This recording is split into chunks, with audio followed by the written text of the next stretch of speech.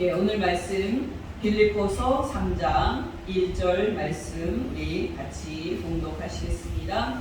끝으로 나의 형제들아 주 안에서 기뻐하라. 너희에게 같은 말을 쓰는 것이 내게는 수고로움이 없고 너희에게는 안전하리라. 아멘. 여러분, 우리는 오늘부터 빌립보서를 생각을 해보려고 합니다. 여러분이 알다시피 그동안 저의 설교는 우리가 예수님을 믿어야 우리가 죽었을 때 천당에 갈 수 있다는 사실에 초점이 있었습니다. 또 여러분, 그동안 저의 설교는 우리가 예수님을 믿어야 이 세상 끝에 예수 그리스도께서 다시 오실 때 우리가 천국에 들어갈 수 있다는 사실에 초점이 있었습니다. 여러분, 왜 제가 이 사실을 말하는데 초점을 두고 설교를 했을까요? 바로 이 사실이 우리가 예수님을 믿는 궁극적인 이유이기 때문입니다. 여러분이 알다시피 죽음의 문제는 모든 사람에게 가장 큰 문제입니다. 정말 죽은 다음에 있는 하나님의 심판의 문제는 모든 사람에게 가장 큰 문제입니다. 여러분, 겉으로 보면 사람들이 다 걱정 없이 이제 편안하게 사는 것처럼 보입니다만은 모든 사람들의 마음속에는 항상 죽음에 대한 두려움이 있습니다. 특히 나이가 들어갈 때나 또 병이 들을 때 죽음에 대한 두려움이 크게 다가옵니다. 그래서 여러분, 나이가 들어서든 또 병으로 사형 선고를 받아서든지 죽는다는 이 현실을 생생하게 대면하게 된 사람들이 예수 그리스도를 믿는 경향이 있습니다. 말할 필요 없이 이것은 귀하고 귀한 겁니다. 여러분, 기억나십니까? 예수님께서 십자가에 못 박혀 죽어가실 때 예수님과 함께 못 박혔던 두 강도 중에 한 강도가 그 마지막 순간에 예수님을 믿음으로 구원을 받습니다. 막차를 타도 제일 마지막에 막차를 탄 그런 경우입니다.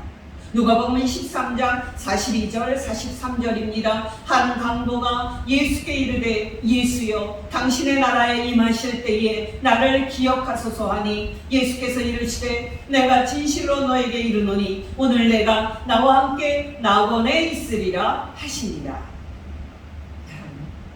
이 강도처럼 임종을 얼마 앞두고 하나님의 은혜로 예수 믿고 천당에 간 사람들의 숫자는 헤아리기 어려울 정도로 많습니다. 여러분께 제가 하는 이야기를 하나 말씀해 드립니다. 여러분, 약 2년 전에 이호동 권사님께서 천당에 가셨는데요. 그 권사님이 젊을 때 집사님이셨을 때의 그때의 이야기입니다. 여러분, 이호동 권사님에게는 그 당시에 언니가 한 분 있었는데요. 약 40세쯤 되었습니다. 근데 여러분, 이 언니분이 안타깝게도 유방암으로 사형 선고를 받고 죽음을 앞에 둔 그런 상황이었습니다.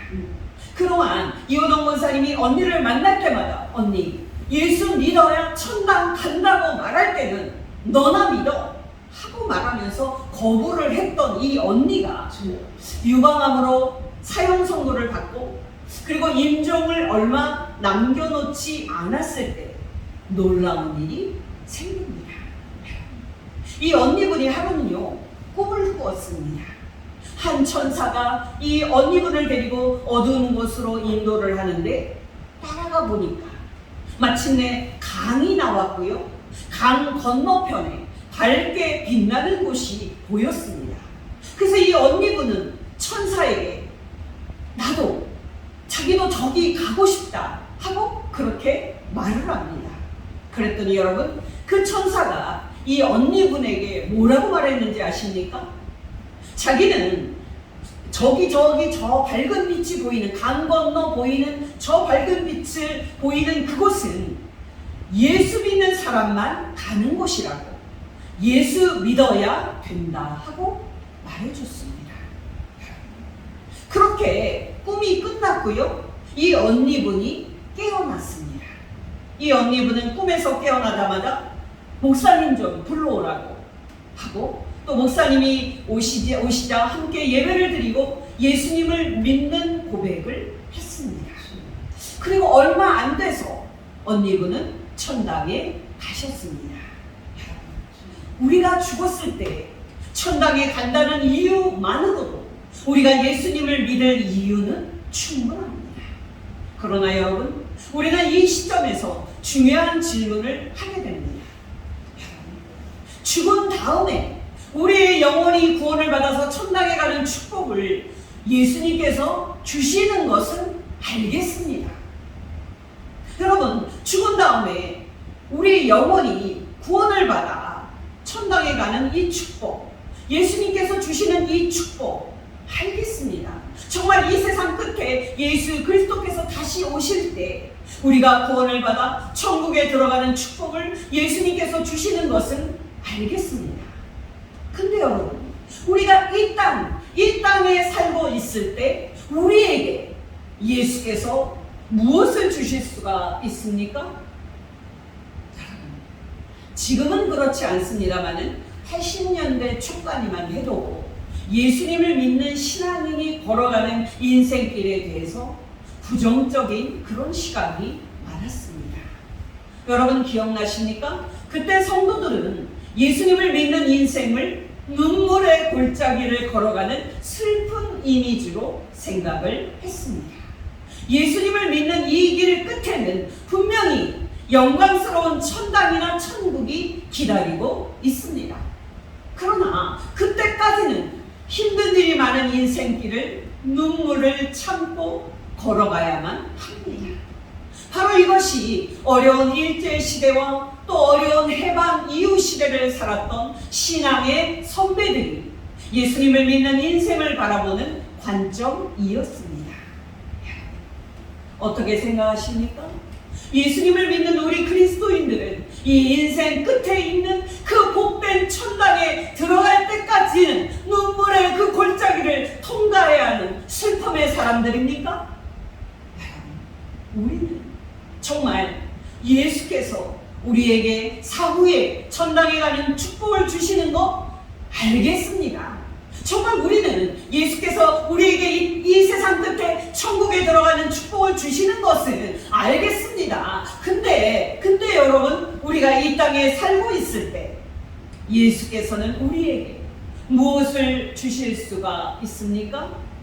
여러분께 단도직입적으로 말씀을 드립니다. 여러분, 예수께서 여러분에게 사후에 천당과 이 세상 끝에 천국을 주시지만 이 땅에서는 여러분에게 눈물의 골짜기 외에 주실 것이 없다고 생각을 한다면 여러분의 신앙은 병들어 있는 겁니다.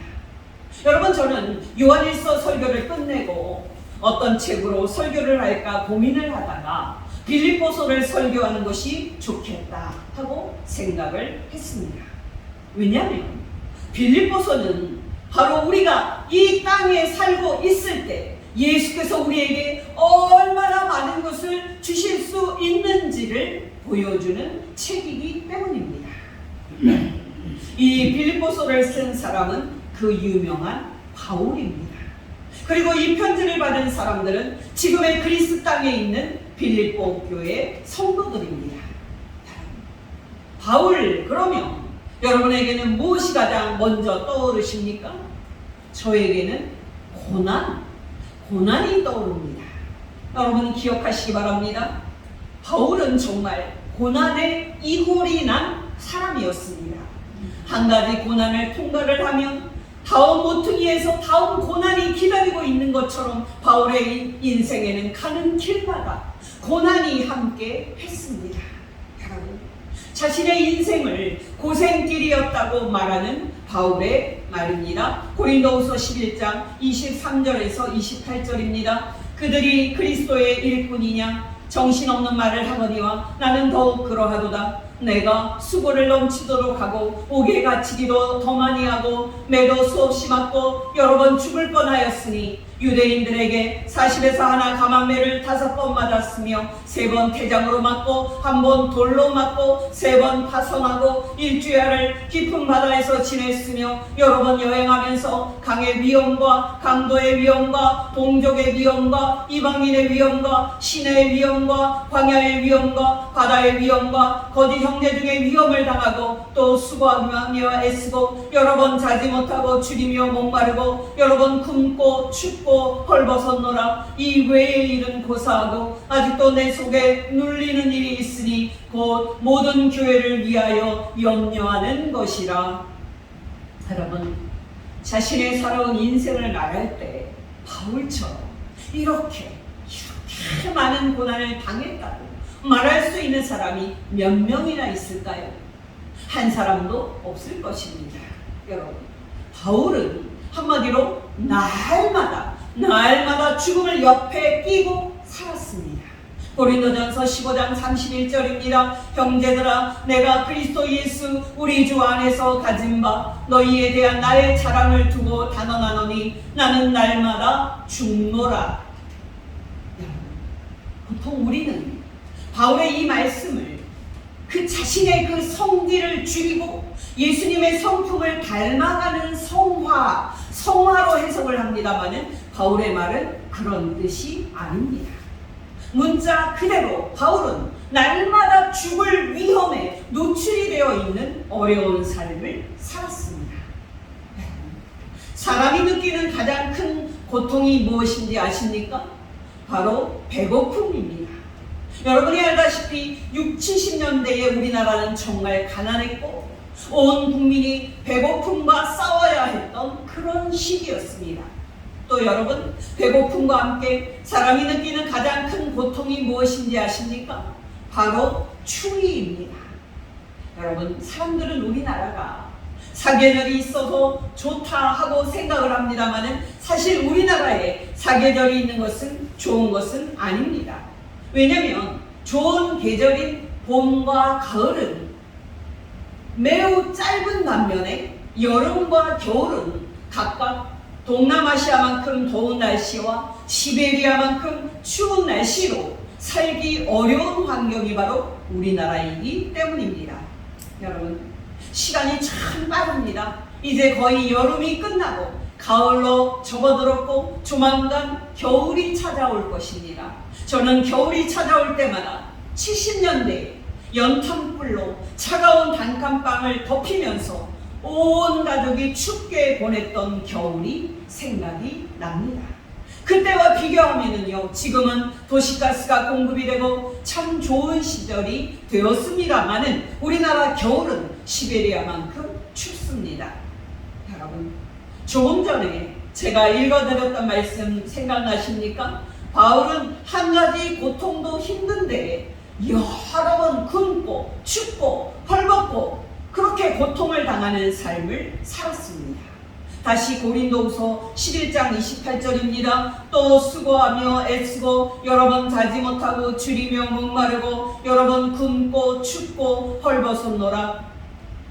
여러분 중에는 제가 지금 말씀드린 바울의 인생 이야기를 듣고 예수님을 믿는 그리스도인의 인생이 눈물의 골짜기를 통과하는 고생길이 많네요 라고 말씀하시는 분이 있을 것입니다. 물론 여러분, 겉으로 보면 예수님을 믿는 사람에게 고난이 많은 것이 사실이니까 그렇게 생각할 수도 있을 겁니다.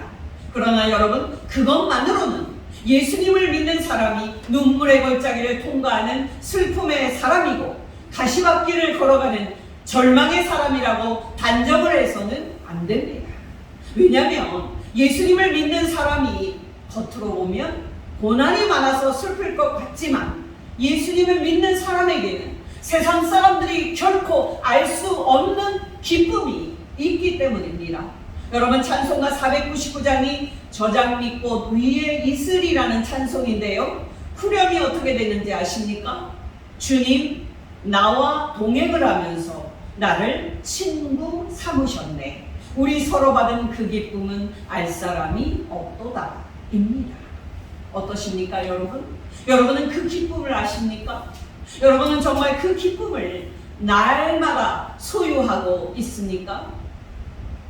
이제 여러분, 평생 고난의 길을 걸었던 바울이 인생길을 걸어갈 때 눈물을 흘리고 슬퍼하면서 걸어갔는지 확인을 해보도록 하겠습니다. 여러분, 사도행전 16장을 보면 사도 바울과 그의 선교팀이 선교 여행 중에 성령님의 인도를 받고 유럽의 도시인 빌립보에 도착을 합니다. 중간은 생략하고요. 바울과 실라는 그곳에서 예수 이름으로 귀신 들린 여종에게서 귀신을 쫓아냄으로써 빌립보 사람들에게 고발을 당해 감옥에 갇힙니다. 여러분, 사실 그때 상황은 너무나도 심각했습니다. 바울과 실라가 고발을 당한 이유는 부당한 것이었지만 그 고발이 당국에 받아들여져서 바울과 실라는 체포가 돼서 감옥에 구금이 됩니다. 또 여러분, 구금될 때 바울과 실라는 모진 고문을 당해서 죽기 일보 직전의 상태가 됩니다. 사도행전 16장 18절에서 23절 상반절입니다. 귀신 들린 여종이 이같이 여러 날을 하는지라 바울이 심히 괴로워하여 돌이켜 그 귀신에게 이르되 예수 그리스도 이름으로 내가 너에게 명하노니 그에게서 나오라 하니 귀신이 즉시 나오니라. 귀신 들린 여종의 주인들은 자기 수익의 소망이 끊어진 것을 보고 바울과 실라를 붙잡아 장터로 관리들에게 끌어갔다가 상관들 앞에 데리고 가서 말하되 이 사람들이 유대인인데 우리 성을 심히 요란하게 하여 로마 사람인 우리가 받지도 못하고 행하지도 못할 풍속을 전한다 하거늘 무리가 일제히 일어나 고발하니 상관들이 옷을 찢어 벗기고 매로 치라 하여 많이 친 후에, 여러분, 생각만 해도 끔찍하지 않습니까? 옷이 벗겨진 채 맨살로 맞았으니까 바울과 실라가 얼마나 아팠겠으며 또 그들의 얼마나 고통이 컸겠습니까? 여러분, 그렇게 많이 맞은 후에 바울과 실라는 감옥에 갇힙니다. 근데 여러분, 바울과 실라가 갇힌 감옥을 오늘날 경찰서 유치장쯤으로 생각을 하시면 안 됩니다. 바울과 실라는 깊은 감옥에 갇힙니다. 그리고 더 심각한 것은 감옥에서 그들은 자유롭게 움직일 수도 없는 상태가 됩니다. 왜냐하면 바울과 실라의 발이 그 착고에 든든하게 채워져 있었기 때문입니다. 사도행전 16장 23절 24절입니다. 많이 친 후에 바울과 실라를 옥에 가두고 간수에게 명하여 든든히 지키라 하니 간수가 이러한 명령을 받아 그들을 깊은 감옥에 두고 그 발을 착고에 든든히 채웠더니, 여러분이라면 이런 심각한 상황에서 어떻게 행동을 할 것 같습니까?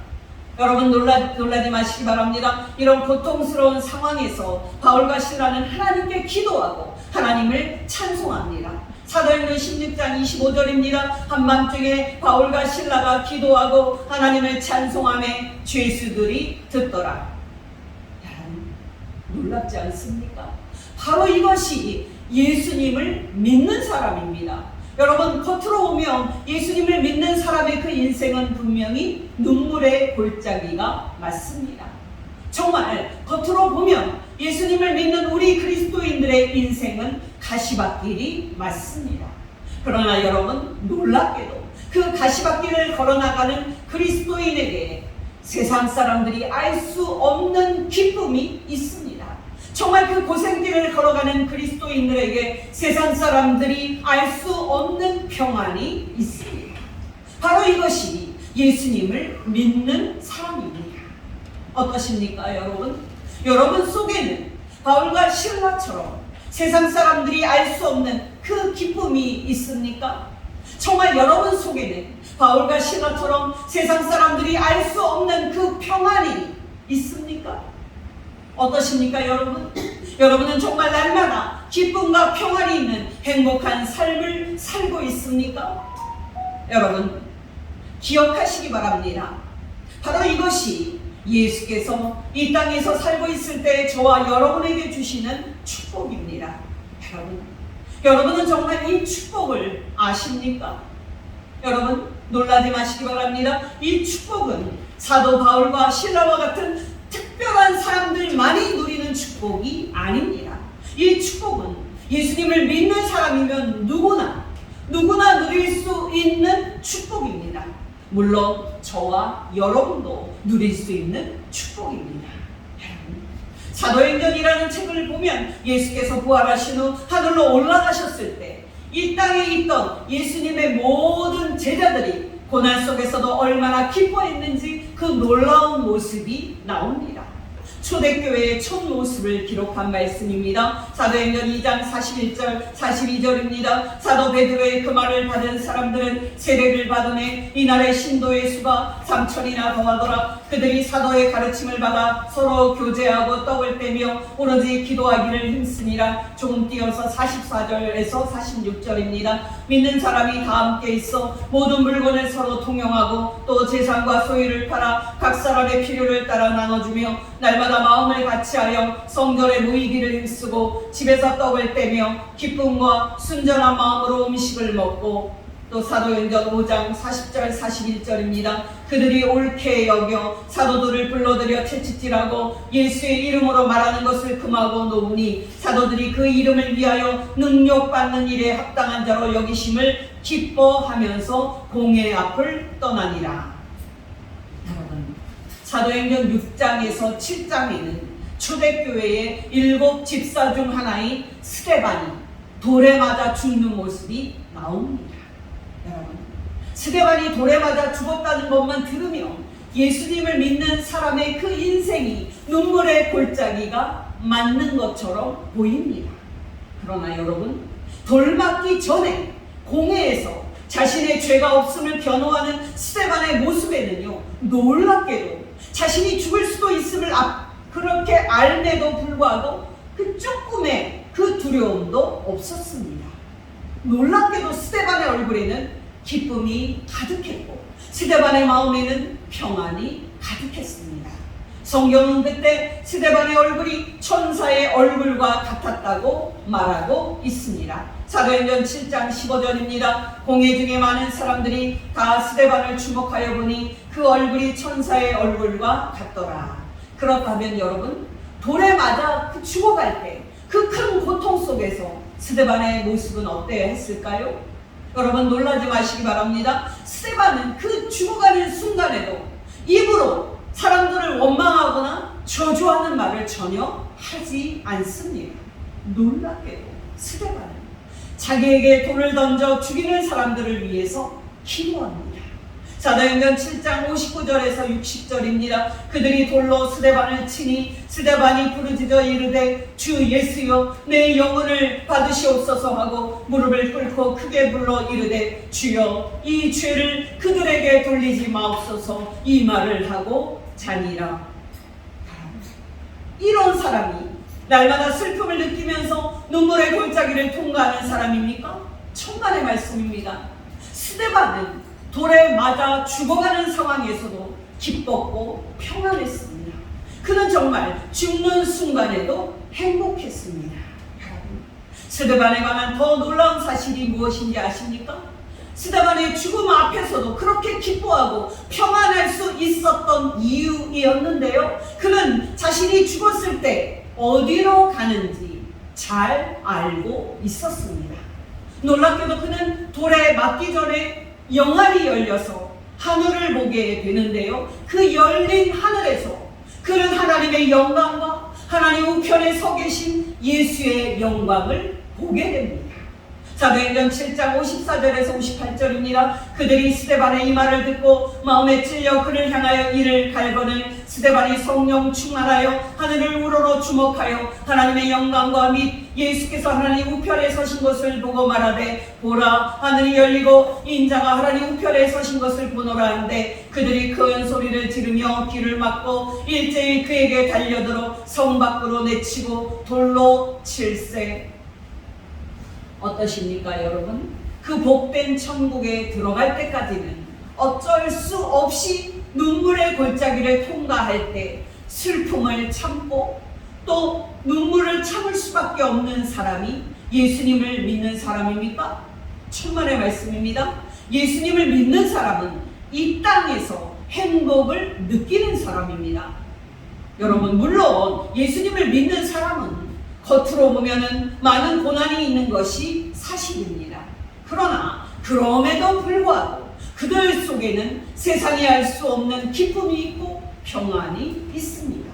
베드로전서 1장 6절에서 9절입니다. 그러므로 너희가 이제 여러 가지 시험으로 말미암아 잠깐 근심하게 되지 않을 수 없으나 오히려 크게 기뻐하는도다. 너희 믿음의 확실함은 불로 연단하여도 없어질 금보다 더 귀하여 예수 그리스도께서 나타나실 때에 칭찬과 영광과 존귀를 얻게 할 것이니라. 예수를 너희가 보지 못하였으나 사랑하는도다. 이제도 보지 못하나 믿고 말할 수 없는 영광스러운 즐거움으로 기뻐하니 믿음의 결국 곧 영혼의 구원을 받음이라. 어떠십니까, 여러분? 여러분 안에는 초대교회 성도들처럼 말할 수 없는 영광스러운 즐거움이 있습니까? 저는 여러분이 이 문제를 대면하기를 원합니다. 여러분 기억하시기 바랍니다. 예수 믿는다고 다 같은 성도가 아닙니다. 어떤 성도는 고난을 당할 때 낙심하고 하나님을 향해서 원망을 합니다. 그러나 여러분, 어떤 성도는 고난 속에서도 기쁨을 소유하고 평안을 소유합니다. 여러분은 이 두 사람 중에 어떤 사람입니까? 오늘 설교를 시작을 할 때 말씀을 드렸듯이 여러분이 현재 기쁨과 평안이 있는 행복한 삶을 소유하지 못하고 있다면 여러분은 병들어 있는 신앙인입니다. 여러분이 정말 세상 사람들처럼 환경에 따라 울고 웃는 사람이라면 여러분은 아직은 세상 사람이 알 수 없는 그 기쁨을 아는 사람은 아닙니다. 여러분, 찬송가 408장은 내 주 하나님 넓고 큰 은혜는 이라는 찬송입니다. 1절 가사가 이렇습니다. 내 주 하나님 넓고 큰 은혜는 저 큰 바다보다 깊다. 너 곧 밧줄을 끌러 깊은 데로 저 한가운데 가보라. 또 2절은 이렇습니다. 왜 너 인생은 언제나 거기서 저 큰 바다 물결을 보고 그 밑 모르는 깊은 바닷속을 한번 헤아려 안 보나. 여러분은 하나님의 그 넓고 깊은 은혜를 어느 정도까지 맛보면서 살고 있습니까? 여러분은 감옥 속에서도 하나님께 기도하고 하나님을 찬송한 사도 바울의 그 기쁨을 아십니까? 여러분은 죽어가면서도 자기에게 돌을 던진 사람들을 향해 기도한 스데반의 그 기쁨과 평안을 아십니까? 바로 저와 여러분이 이 기쁨을 얻도록 초청하는 것이 사도 바울이 빌립보서를 쓴 가장 큰 이유입니다. 여러분께 권면드립니다. 앞으로 빌립보서를 생각할 때 저와 여러분이 이 땅에서도 세상이 알 수 없는 그 신비한 기쁨과 평안을 소유하는 복된 성도 되시기를 예수 이름으로 축원합니다. 기도하겠습니다.